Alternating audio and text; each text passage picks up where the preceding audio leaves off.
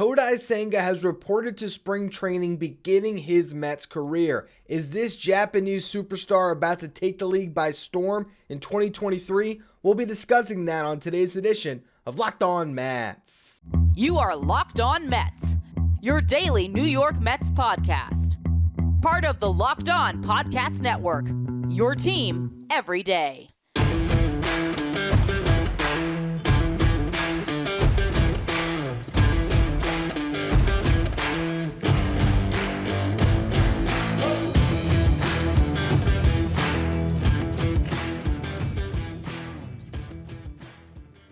Hello to all you amazing Mets fans. You're watching Locked On Mets, part of the Locked On Podcast Network, your team every day. I'm your host, Ryan Finkelstein. If you want to find any of my work, follow me on Twitter at FinkelsteinRyan. You can also find some of my writing at justbaseball.com, where I work as the managing editor. This episode is brought to you by FanDuel Sportsbook, the official sportsbook of Locked On. Make every moment matter more by visiting FanDuel.com/LockedOn today to get started. Kodai Senga is in camp. He said it's hot. Of course it is in Port St. Lucie, a local South Floridian myself. I know how hot it can get, although I'll be honest, the weather right now really not as hot as it will be. Trust me, Senga. As we get a little bit further into February, March, before opening day, it's only going to get hotter, but it was great to see him throw a bullpen. You see some of the visuals. You see him wearing a Mets shirt. You start to really realize what this is going to mean for the 2023 Mets. This guy is going to be a central figure on this team. And when is the last time we have seen this type of a player come into the fold with this type of hype? I think the last time when it comes to the Mets, not to bring it up, but it's Kaz Matsui. That's the last time I can recall they went out and signed someone on the international free agent market that would come over with this level of intrigue. But different players, different positions. I don't think that the Matsui failed experiment has any bearing on what the Mets are about to get with Kodai Senga.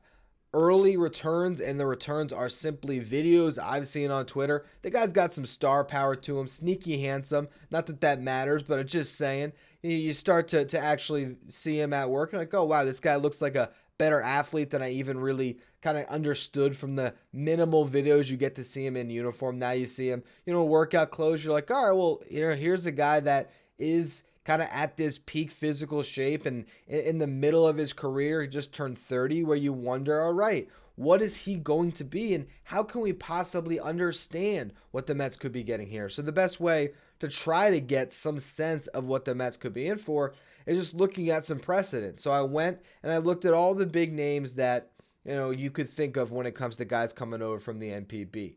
Daisuke Matsuzaka, he had a 4.40 ERA in his first year. That was at 26 years old. His last year in Japan, 2.13 ERA.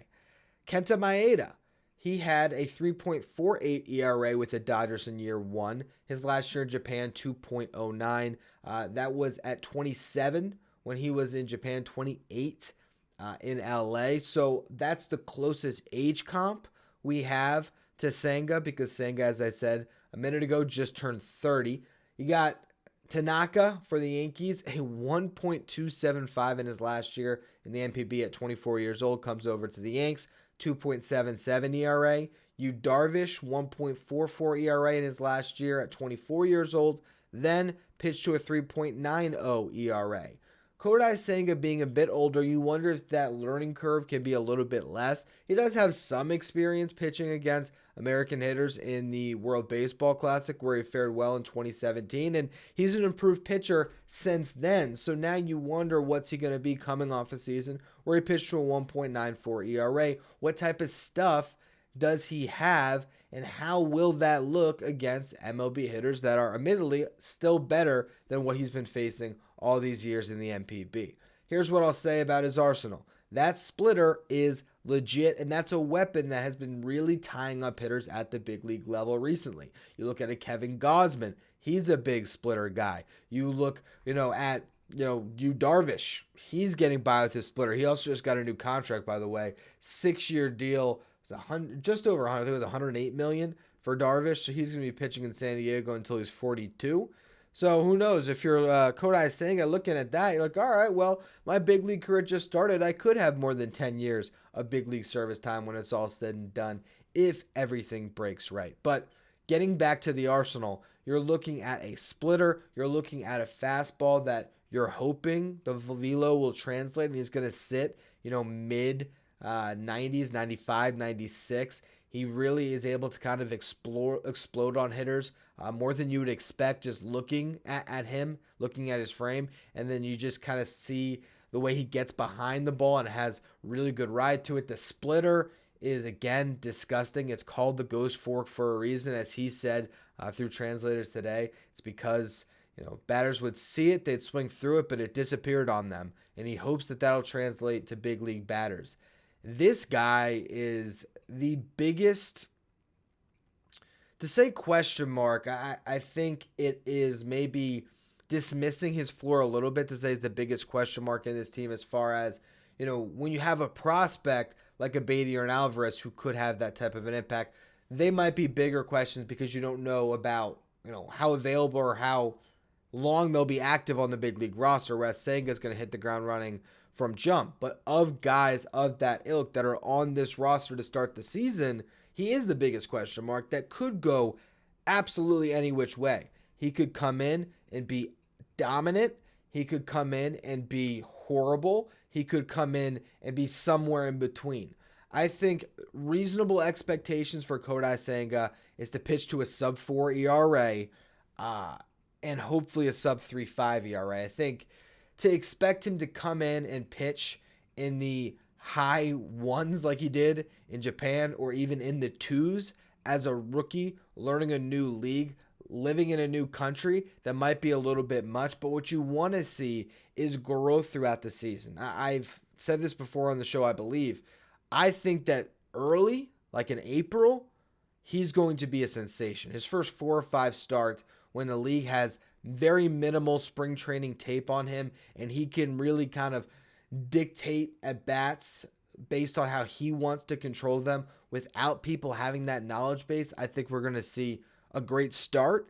And then I expect there's going to be some rough starts mixed in when we get into May, when we get into June, as we lead into the All-Star break, where he has to figure things out, where he has to smooth that transition, where he has to adjust to a league that will eventually adjust to him. But if everything breaks right for Kodai Senga this season, I think you're going to see some peaks and valleys, but ultimately maybe he'll be a little more consistent in that second half. And if he can stay healthy, build on a learning first half, and really come into his own down the stretch, what you want is this guy really hitting his stride come September, leading into the playoffs, because I think the reason the Mets went out to get Kodai Senga, not just because they believed in him, because the contract ended up being pretty reasonable.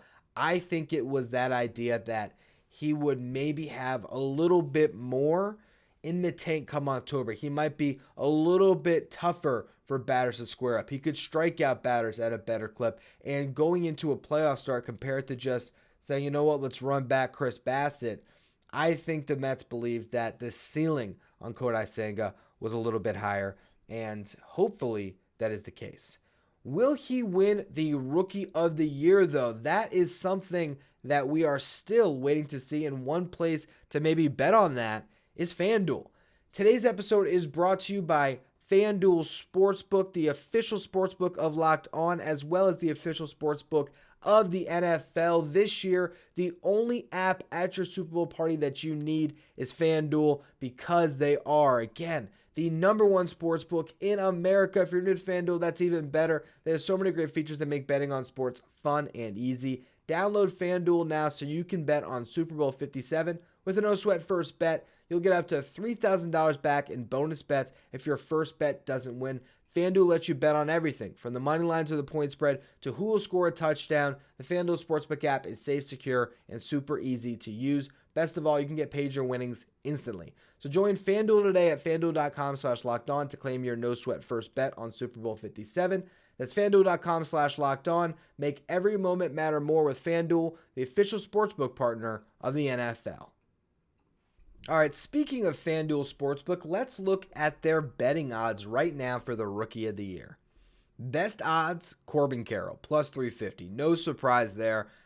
Don't know if he's going to play center, left, or right for the Diamondbacks, but whatever position he plays after graduating and showing so much promise, he's going to be in the starting lineup every day. He has a great chance to lead the league in steals. He'll have some pop. He'll score a ton of runs. He is one of the most exciting players in baseball to watch, and it's clear that he is the odds-on favorite to win the Rookie of the Year. I know over at Just Baseball, we had him ranked as the number one prospect in the game. So he'll officially, graduate off that list and hit the ground absolutely running. I believe at one point, and I could be wrong on this, you'd have to ask Arm Lane, I think Julio Rodriguez was a number one overall prospect on one of his lists, and we saw how well he translated once he got to the show. I think Corbin Carroll's going to have a similar run of success. I don't know if the Diamondbacks will have the same team success, but definitely a name to watch. Then you have three guys, all sitting at plus 750. Jordan Walker with the Cardinals, Miguel Vargas with the Dodgers, and Kodai Senga. You look at Jordan Walker, you look at Miguel Vargas. Of these guys, do we know for a fact they are going to be on the big league team for a full year? The Cardinals have so much depth, particularly in the outfield. I don't know where Jordan Walker fits in. Third base is occupied by someone who's pretty good. So where does he find his ABs? Is he a DH? I don't know. When he comes up, he's going to be amazing, but we still don't know. I think Vargas right now has a little bit more of a clear path because I just don't really know what the Dodgers have right now when it comes to their outfield. So do they shift him out there? Do they start him in the infield? I mean, he could play a little bit all over the place. They have him listed third base, first base, left field. So I think you see a good amount of him. I think that could be why they were maybe hesitant to make an addition to the outfield after they lost Cody Bellinger. But I don't know how much you see him. So again, if you're looking at the betting odds, Kodai Senga is, in my opinion, the best bet to win, not named Corbin Carroll. And you're getting way better odds than you would on Carroll at plus 350, plus 750 for Senga. I don't think it's that kind of ludicrous to think that he has as good of a chance as Carroll because availability is there for him. He is going to be in the opening day rotation, and he's a 30-year-old rookie. So I wonder how voters respond to that element of it. It's almost like where you have the guy in the NBA that has an injury and sits out the full first year and gets that experience under his belt of traveling with the team and being around the league before then getting to be a rookie, a la Ben Simmons and others who've then gone on to win the award. But with Senga here, I think the narrative play could be in his favor to win Rookie of the Year. I really believe that. I know I did a podcast about which Mets would win hardware this year, and of all the major awards, of the Cy Young, MVP, Rookie of the Year, I think Senga has the best chance to win one of those major awards because if he is starring in this rotation, if he does find a way to pitch to a 3.38 ERA and he gets up to 165 innings pitched and he strikes out 180 and the ghost fork is nasty and he starts some big games on national television against big matchups, if he goes up against the Yankees and pitches in Yankee Stadium and strikes out 11, there could be a very clear narrative that builds for him that would allow him to become the first Rookie of the Year the Mets have had since, what was that guy's name? Oh yeah, Jacob deGrom. Of course, completely different pictures, completely different career arcs.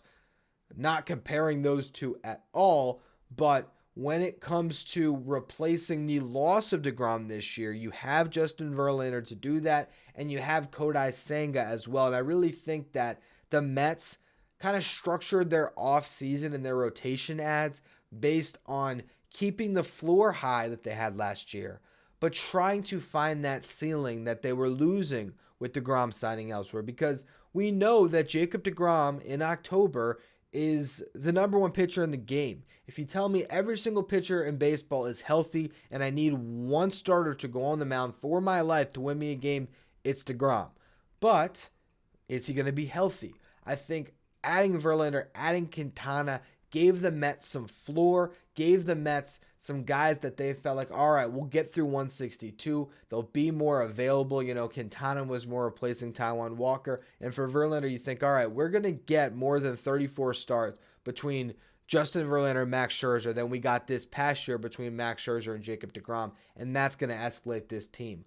Where can we improve a little bit more? And that's how Kodai Senga came into the mix, where you could get a guy that has the frontline ceiling, that there was some teams that probably viewed Kodai Senga as a guy that could slot in that 1 or 2 spot in their rotation. For the Mets, he's a 3. I think that's where he should be based on that tough transition for him.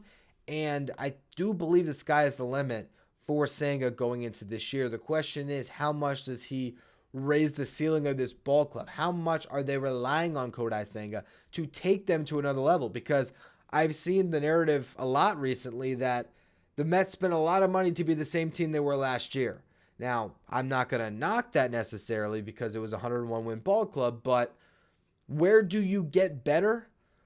I think Senga is a real answer to that. And we'll get into it a little more in just a minute here because that trio is going to be where you would hope the Mets get that big tick up this year. And by that trio, I mean Scherzer, Verlander, and Senga. I'll touch on that in a minute. First, though, I want to tell you about Built Bar. We just got through the holidays. I know personally, it's my goal, eat a little bit healthier, drop some weight. And for me, that always means going back to Built Bar, throwing out all the bad snacks that you think you love but aren't making you feel good. What makes Built Bars great is they're covered in 100% real chocolate. So they come with unbelievable flavors like the churro, the peanut butter brownie, the coconut almond, giving you that selection so you never get bored.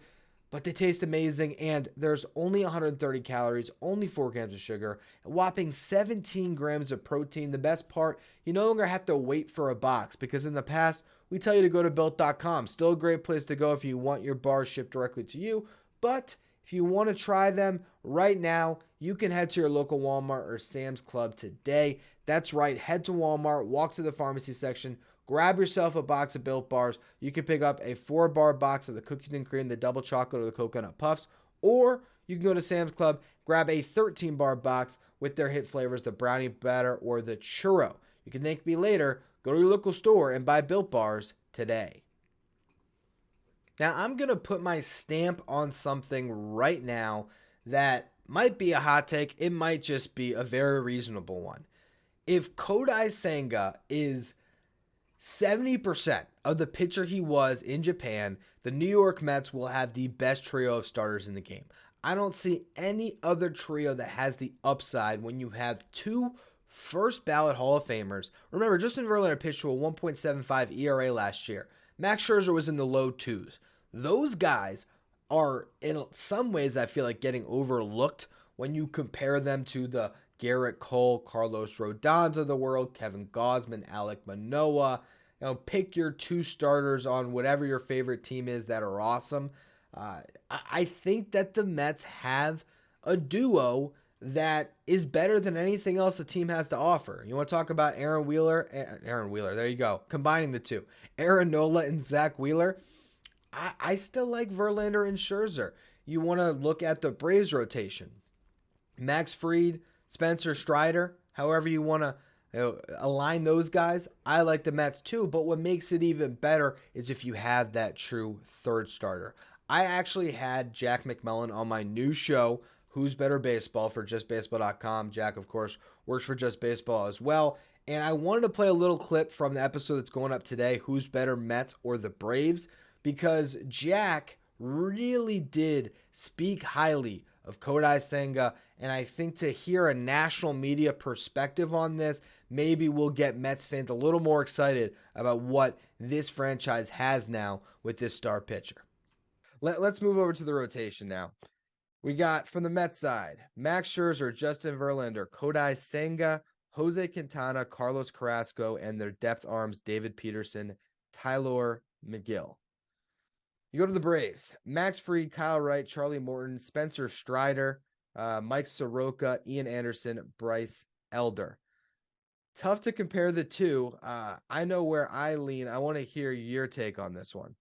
Way to bury the lead 20 minutes in. This is the conversation, right? This is the separator between the Braves and the Mets. And I don't think there's separation here because you look at the front 3 in each of these rotations. I'm taking the Mets 10 days out of 10. Verlander and Scherzer are first ballot Hall of Famers that you're running out, and somehow they've recaptured this prime form that they both had like at the end of their Detroit days. Verlander's coming off of a Cy Young. Scherzer is a Cy Young candidate every single year at the age of 38. And then Kodai Senga, he's a rookie. What are you getting from a rookie? Don't know. But what you do know is that this guy has been lighting it up at Driveline and has been acing every interview and was amazing in Japan.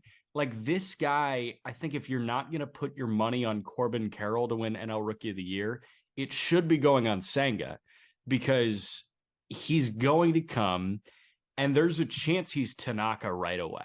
Like, you remember how good Masahiro Tanaka was as soon as he came over. Darvish took a little bit of time, but Tanaka was that guy that was an established arm, comes over and kills. There's a chance that Senga is that. There you have it. The greatest separator between the Mets and the Braves might just be adding Kodai Senga to the mix with Verlander and Scherzer. As Jack said, 10 times out of 10, he is picking the Mets trio over a trio of Max Fried, Kyle Wright, and Spencer Strider.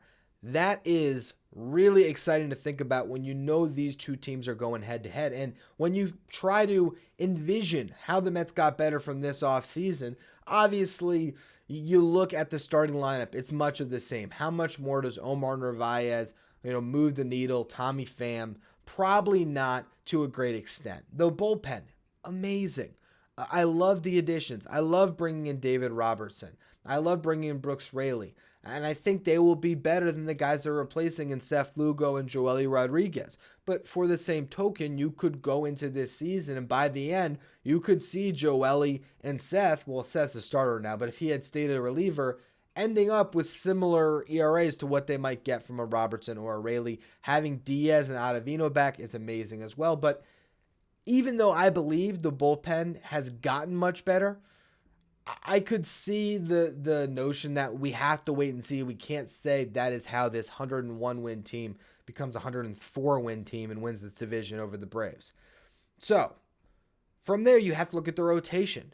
And I believe that Justin Verlander, compared to what they just got from Jacob deGrom, is going to move the needle. But I also understand the notion that some might have that would say that, it's a wash between Verlander, Senga, and Quintana compared to deGrom, Bassett, and Walker.